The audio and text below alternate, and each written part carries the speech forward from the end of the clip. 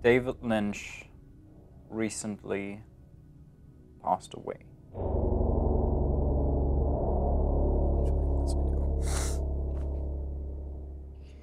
I don't think you need me to tell you the Lynch situation, right? There's a million other videos or articles to look up that explain what is up. David Lynch passed away last week as of recording this.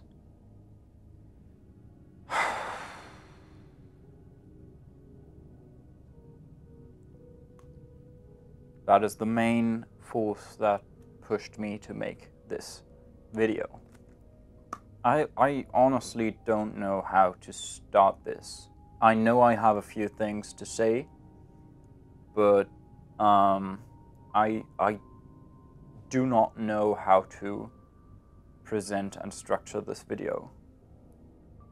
This video is less of an informative nature and more let's call it an emotional self-portrait of my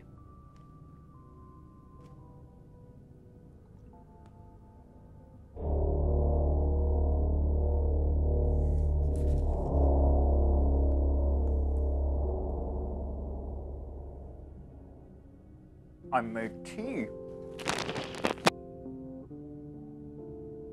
This hit me harder than I don't know if it hit me harder than I thought. I knew it was gonna hit me if it were to happen. But it took me a couple of days to be productive at work again. I was so out of line. This really hit me, which is strange because I do not know David Lynch. I don't know the man. This isn't a personal loss, and I don't want to pretend it is.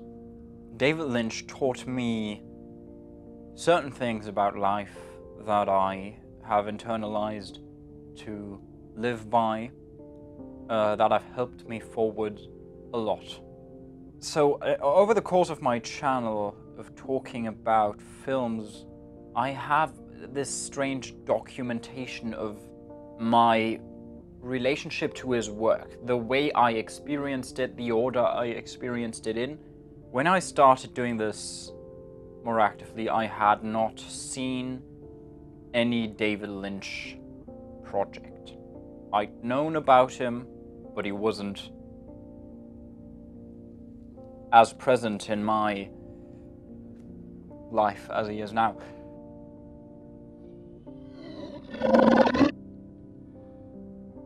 I think I did a video about film sets, about architecture in film sets as a school assignment, just for school, back when I was studying design.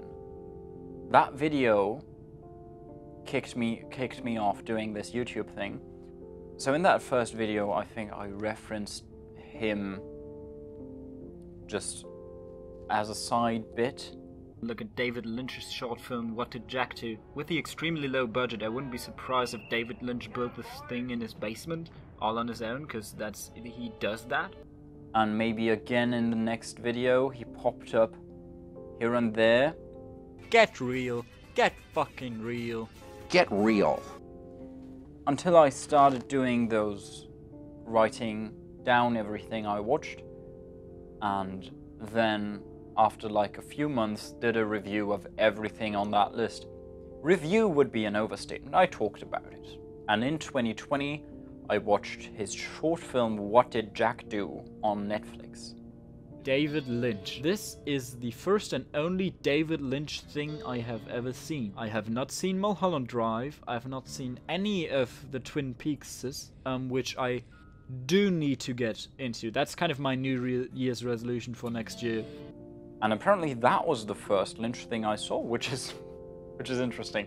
I took that as a kickoff point for me to check out more of his work the coming year, which would have been 2021, which I did.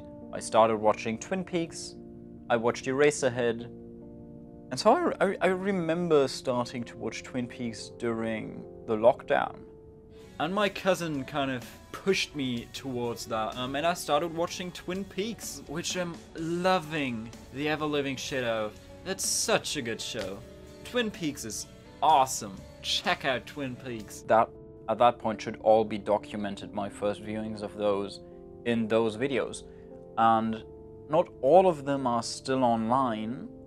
I took some down for various reasons. Jesus, I watched the first 1.5 seasons. I watched the first half of season 2. From all I've heard, the second half is by far not as strong. But I need to get around to it. Gotta continue watching that, because I love Twin Peaks. It's interesting for me to go back and look at how I found my way into his work and as being a fan of his art, first and foremost.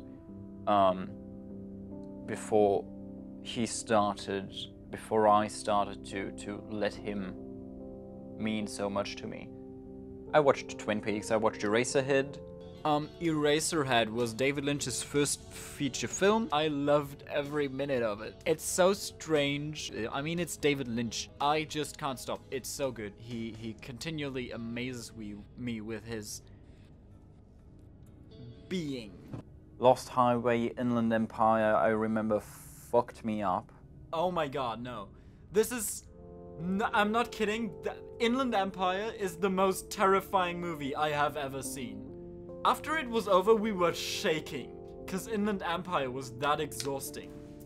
Inland Empire, I think, was one of the last ones I watched in that period of time during which I talked about every movie I saw in this format, which I did for nearly 2 years. I'm pretty sure that the Inland Empire section of the video was never even uploaded because I didn't finish editing. I have to this day not seen all of them. Battery's empty on the... oh no, battery's dying on the microphone. As I became more of a fan of his work and watching more of his films and series, I started connecting to his view on life presented within them. And I need to cut because the battery's dead.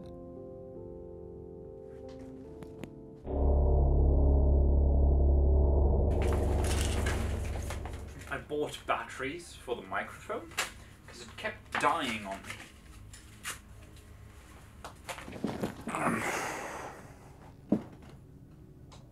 Es wird alles zu viel hier. David Lynch is dead.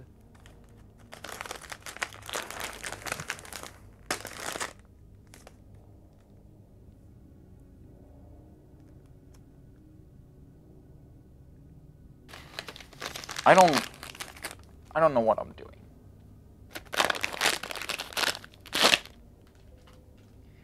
I was recapping my history with David Lynch.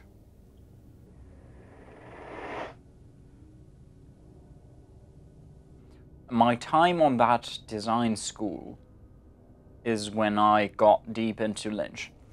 And somewhere around that time, David Lynch grew very important to me through his art, primarily Twin Peaks, and through his view, his outlook, which colored me. I was at the time struggling with many issues, some of which are the reason I never finished that Saw video I announced like thrice. David Lynch's being in the moment and enjoying the moment. I'm wearing dark glasses today because I'm seeing the future and it's looking very bright. Especially the way that translates into Twin Peaks, which is to such an extreme an example of that. That show is the reason I am who I am today. I'm gonna let you in on a little secret. Every day, once a day, give yourself a present. Don't plan it, don't wait for it, just let it happen. 2 cups of good, hot, black coffee. A present. Like Christmas.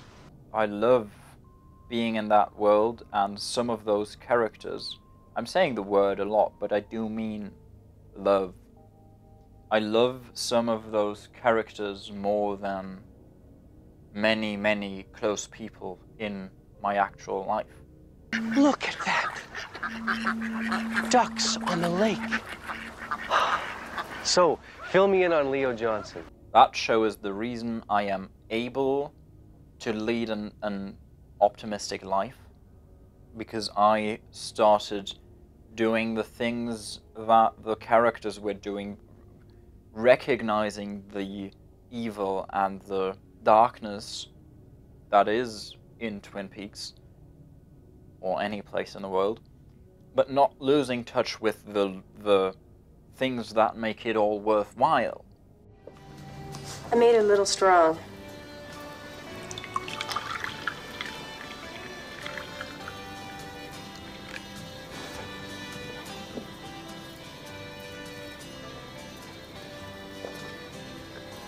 You made it just right, Annie. Chocolate.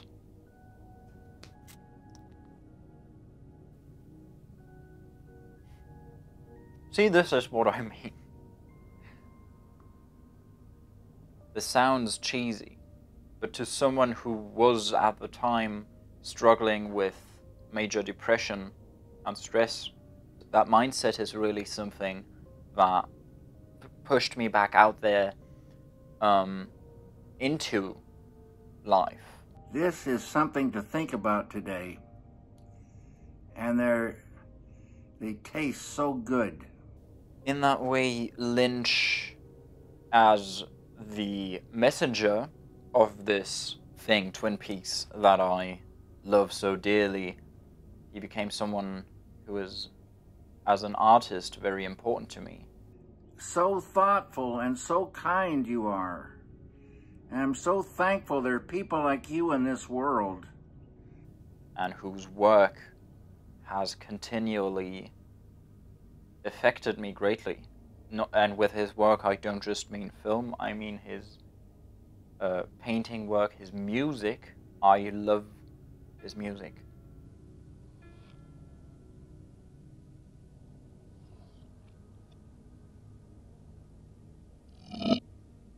My God. My roommate's making dinner, and I think we're having some guests over. Very excited for that. He's great at food. At the time I was going through that journey of self-development and healing, sometime during that period I compiled several interviews and clips of David Lynch talking about this. Depression and stress and conflict is the killer, the death of art, of the creative process. It stands to reason.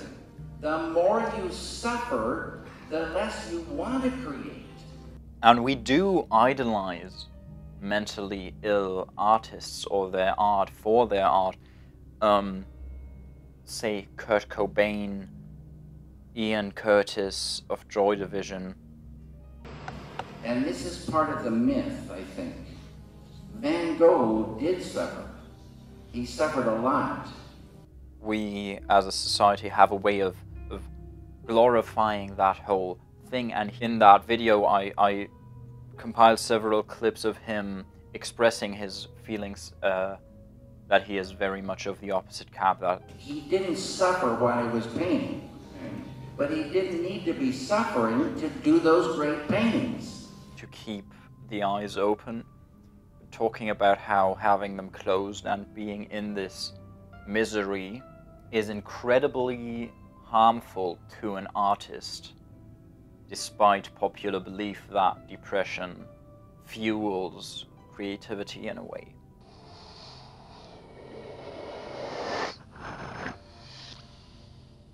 Nobody watched that video. I uploaded it like any of my uploads at the time. So I went on, I took a bit of a break off YouTube as I do, I announced a big project that I wanted to fulfill. So I wanted to really pour my energy into that project where I talk about the Saw films, which I also have here.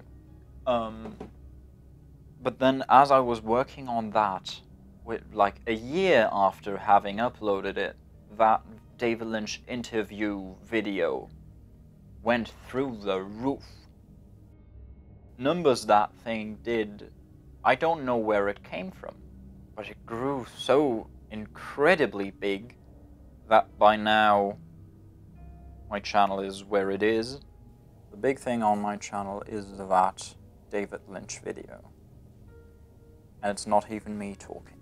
It's a compilation of interviews. That video specifically is big. Now the channel has over 1,000 subscribers. And in total, almost 2 years of watch time. It's gotten so big that in my everyday viewing of other videos, I've seen clips be sourced from me.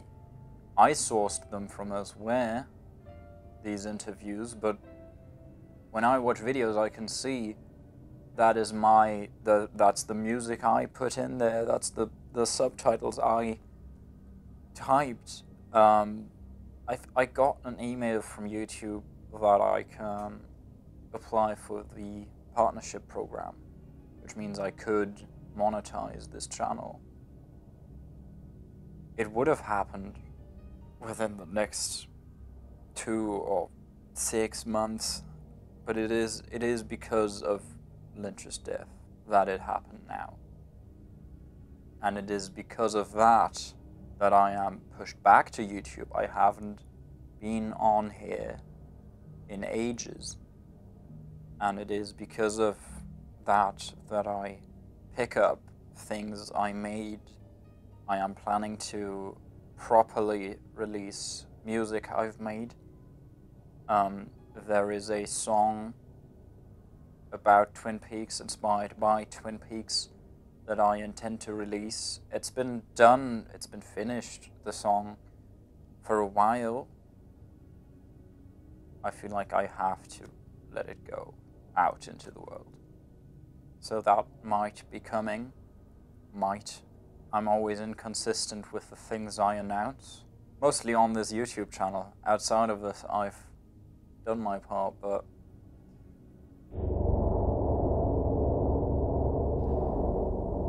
first of all, I'm going to book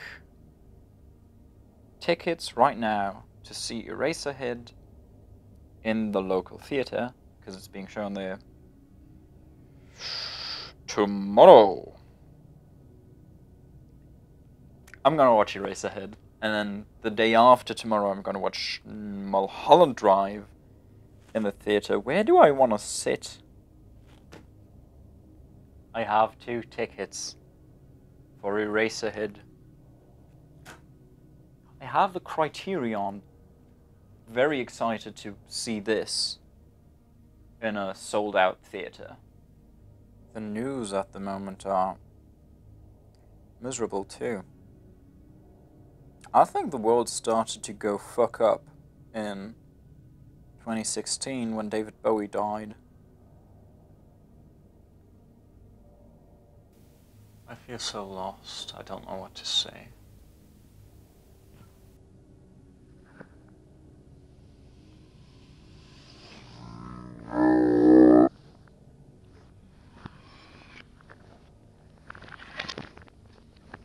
I found that Lynch started smoking at the age of 8, which is something.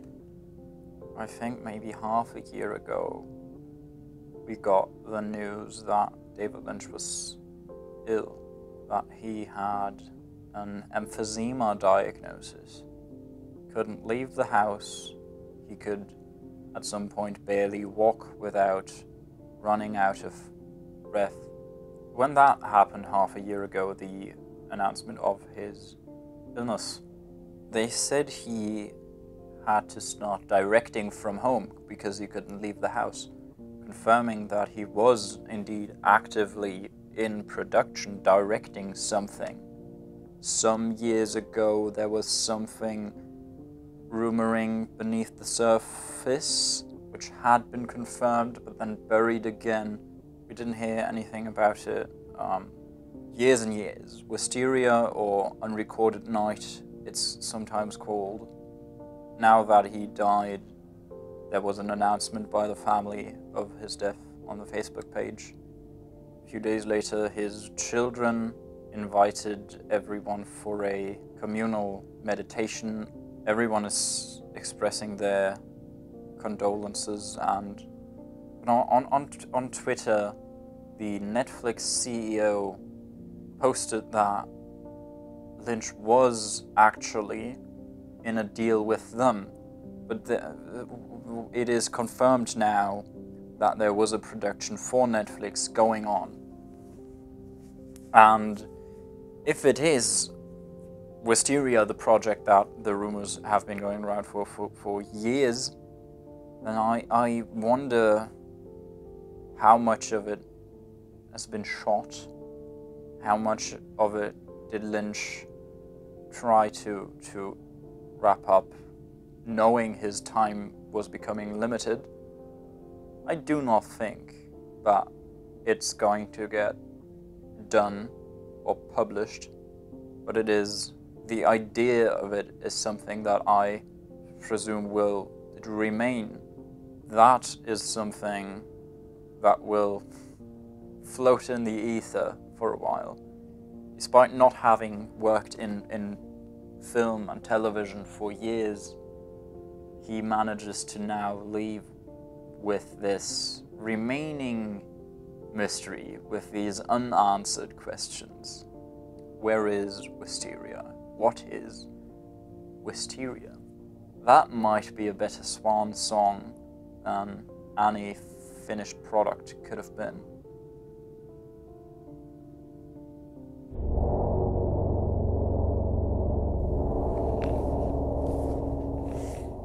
I'm sad. Maybe more sad than I should be, considering I don't know David Lynch, but in his work, in his output, there's something that speaks to me, spoke to me so much so that it changed me. It shaped me into who I am now.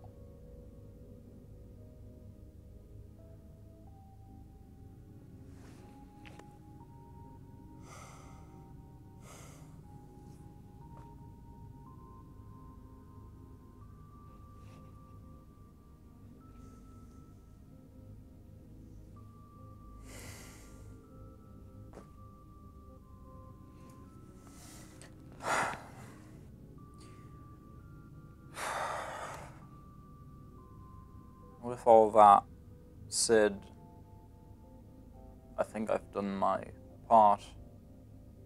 I made a short film recently.